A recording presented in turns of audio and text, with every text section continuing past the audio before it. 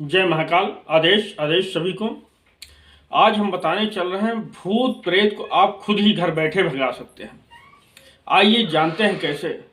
या आपके घर के कुल देवी देवता हैं या भूत प्रेत हैं, चुड़ैल हैं, नकारात्मक शक्ति हैं, उनको जाने कैसे। और भूत प्रेत है तो उसको भगाएं कैसे। किसी के पास जाने की जरूरत नहीं, किसी तांत्रिक के पास, किसी मुल्ला के पास, किसी ओझा के पास। आप घर बैठे भूत भगा सकते हैं। अगर देवता है तो नहीं जाएगा, अगर भूत है तो तुरंत के तुरंत भाग जाएगा। तुरंत कैसे भाग जाएगा, उसका कुछ मंत्र है। मंत्र को आपको जपना पड़ेगा, जाप करना पड़ेगा, तब वो भूत जाएगा।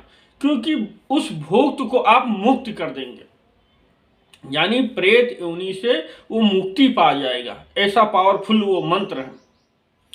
वो मंत्र कहाँ का है? ये मंत्र स्वयं में सिद्ध है। ये भागवत गीता का कृष्ण का मंत्र है। कृष्ण ने स्वयं अपने मुख से बोला है और ये भागवत गीता में स्पष्ट रूप से लिखा भी हुआ है। ये भागवत गीता का मंत्र है। अगर उसके ऊपर प्रेत है तो तब तो वो मुक्त हो जाएगा, इस योनि से भी मुक्त हो जाएगा। और मुक्त होते होते वो प्रेत जाते जाते आपको कुछ देकर भी जाएगा। और बताइए, आपको जो परेशान कर रहा, परेशान करने के बजाय वो आपको कुछ देकर जाएगा। अब देकर कैसे जाएगा? एक तो वो हमको साला खुद ही परेशान कर रहा है, तो हमें देकर क्या जाएगा? देकर इसलिए जाएगा क्योंकि आप उसको प्रेत योनि से मुक्त कर दे रहे हैं, इसलिए वो आपको कुछ देकर जाएगा। क्योंकि भागवत गीता का ये जो मंत्र है बहुत प्रभावशाली मंत्र है। और अगर आपके ऊपर देवी देवता है और यही मंत्र आप लगातार 21 दिन जाप करते हैं, 21 माला। मंत्र बहुत छोटा सा है, कोई बड़ा लंबा चौड़ा नहीं। जितना बड़ा अपना ओम नमः शिवाय भोलेनाथ का मंत्र है, इतना ही बड़ा है। आप बड़े आसानी से आप लोग कर सकते हैं। और तो और, जैसे मान लीजिए कि आपके ऊपर कोई देवी शक्ति लगी हुई है और आ जाती है, तो जब इस मंत्र का आप जाप करेंगे 21 दिन लगातार, तो आपकी देवी शक्ति भी गैर बुलाए आपके शरीर में प्रवेश नहीं करेगी। जब आप बुलाएंगे तभी आएगी, नहीं तो अन्यथा आएगी ही नहीं। ये इतना पावरफुल मंत्र है। और तो और, हमने आजकल के केसों में देखा है 100 लोग में से 20 लोग तो झूठ ही बोलते हैं। 100 लोग में से तो 20 लोग झूठ ही बोलते हैं। उनके ऊपर सवारी नहीं आती है, वो झूठ के ही सवारी का नाटक भी करते हैं। 100 में 20 लोग। और किसी किसी के घर में भी लोग नाटक करते रहते हैं, कहीं भूत पकड़ लिया, प्रेत पकड़ लिया। उनके घर में भी भूत प्रेत नहीं होता है, नाटक करते हैं। तो इस नाटक का इलाज क्या है? मैं आज एक पावरफुल फार्मूला आप लोगों को बता रहा हूं। आप मार्केट जाइए या पूजा पाठ की दुकान पे जाइए या पंसारी की दुकान पे जाइए, वहां से ले आइए। एक लहसुन का सेंट आता है, लहसुन का सेंट आता है। तो उस लहसुन के सेंट को ले आइए। जो लहसुन आप खाते हैं, हम भी खाते हैं, आप लोग भी खाते हैं, सब लोग खाते हैं, सभी कोई जानता है। तो लहसुन का सेंट आता है। जो लोग नाटक करते हैं, एकदम पकड़ने का सही फार्मूला है आप लोगों के लिए कि ये नाटक कर रहा कि सही कर रहा, एकदम आप लोग जान जाएंगे। तो जब वो सवारी का नाटक करे, उसके नाक पे, यहाँ पे जहाँ पे मैं उंगली चला रहा हूँ, यहाँ पर आपको उसके वही सेंट मार देना है। बस एक बार, तुरंत पता चल जाएगा कि नाटक कर रहा है कि सही में सवारी आ रही। सवारी आएगी तो जाएगी नहीं, और नाटक कर रहा तो चिल्ला के तड़फड़ा के बाहर भागने लगे, क्योंकि वो लगता है। ये सोच लीजिए। तो उसमें तुरंत आप लोग जान जाएंगे कि ये झूठ में है कि सच में है, सवारी आई थी या नहीं आई थी। आप लोग तो एक चीज जान गए, फार्मूला। और इसकी प्रक्रिया क्या है? अगर हम किसी प्रेत को मुक्त करते हैं, और या मुक्त करने के साथ साथ आप मान लीजिए किसी और अपने अड़ोसी पड़ोसी का भी भला करना चाहते हैं तो कर सकते हैं। वो कैसे करना होगा? करने के लिए भागवत गीता के अनुसार आपको एक चित्र रखना पड़ेगा, एक भगवान कृष्ण की फोटो लगानी पड़ेगी और 5 ही नारियल आपको रखने पड़ेंगे। और नारियल के साथ साथ आपको लोटा रखना पड़ेगा जिसे हम कलश बोलते हैं, और कलश में चावल भर देना है आपको, और उसके ऊपर एक पराई रखनी है जिसे हम बोलते हैं ढक्कन। ढक्कन रखने के बाद उसमें स्वास्तिक का चिन्ह बना देंगे। स्वास्तिक का चिन्ह बनाने के बाद उसके ऊपर फिर एक दीपक रखेंगे एक कलश के ऊपर, और इसी प्रकार 5 के ऊपर हम रख लेंगे स्वास्तिक बना के, उसके ऊपर एक नारियल रखेंगे। नारियल हमारा एक गुरु का नारियल होगा, एक गुरु का नारियल होगा, और एक अपने इष्ट देव का नारियल होगा, और एक नारियल अपने कुल देवी देवता का होगा, और एक नारियल छेद पार गवहेर काली डीमरी शायर दिबांगरा शीतला का होगा,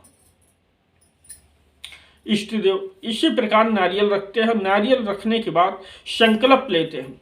दाहिने हाथ में गंगा जल लेते हैं या पानी सादा लेते हैं, उसी के ऊपर अक्षत रखते हैं, चावल रखते हैं, कुमकुम रखते हैं, नीचे 1 रुपये का सिक्का रखते हैं, ऐसे बायां हाथ नीचे से लगा लेते हैं और बोलते हैं, जिसके लिए आप कर रहे हैं माला जाप कर रहे हैं, अगर जिसके लिए आप माला जाप कर रहे हैं तब उसके लिए बोलेंगे जो आपके इष्ट हैं, आपके आराध्य हैं, उनका नाम लेके।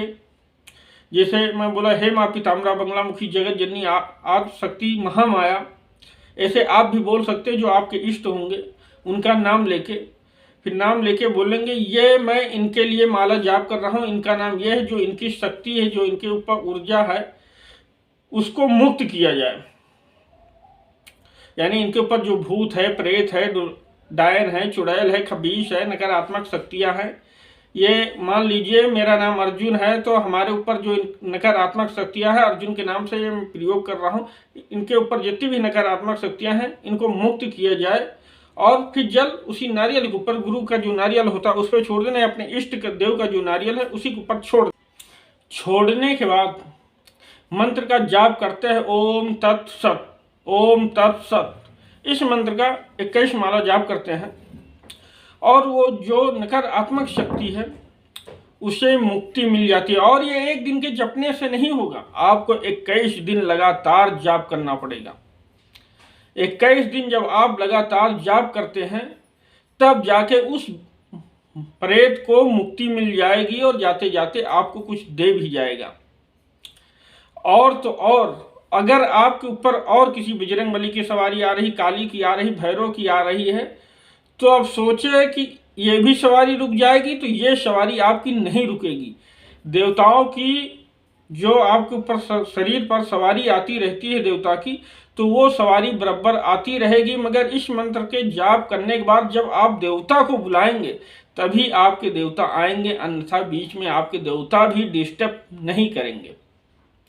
और प्रेत ऊर्जा है तो प्रेत तो भाग ही जाएगा, उसको मुक्ति मिल जाएगी, वो वापस आपकी जिंदगी में हस्तक्षेप नहीं करेगा।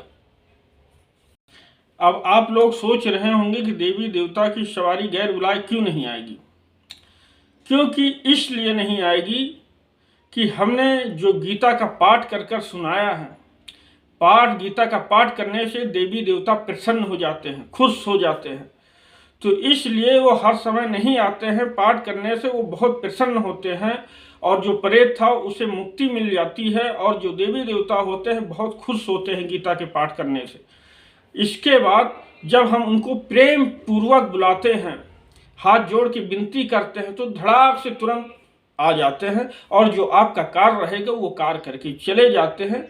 फिर वो आसानी से जब बुलाओ तब आते हैं। इसीलिए हर समय वो देवी देवता नहीं आते, क्योंकि उन्हें भी बहुत, अब जैसे मान लीजिए बजरंगबली हैं और राम हैं, राम का नाम सदा मिसरी, सोवत जागत ना बिसरी।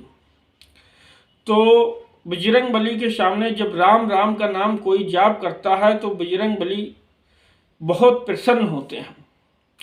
उसी प्रकार किसी भी इष्ट के, अगर मान लीजिए आप कोई शक्ति पूंज रहे हैं, किसी शक्ति का पूजा पाठ कर रहे हैं, और पूजा पाठ करने से पहले उसके इष्ट का नाम अगर आप जपते हैं, उसके बाद उनकी सेवा करते हैं, तो वो जो शक्ति है बहुत तीव्र के साथ आपके साथ जुड़ती है और आगे चलकर काम करने लगती है। हमारे कहने का तात्पर्य यही था, आप लोग समझ गए होंगे मैं कहना क्या चाहता हूं आप लोगों से। और तो और जो टोटका मैंने आप लोगों को बताया है, अगर कोई झूठ की सवारी कर रहा है तो उसके ऊपर वही सेंट का इस्तेमाल करिए, आप लोग तुरंत पकड़ लेंगे कैसे सही बोल रहा या झूठा है। इसी के साथ मैं अगले वीडियो में मिलूंगा। जय महाकाल। आदेश आदेश। जय माता रा।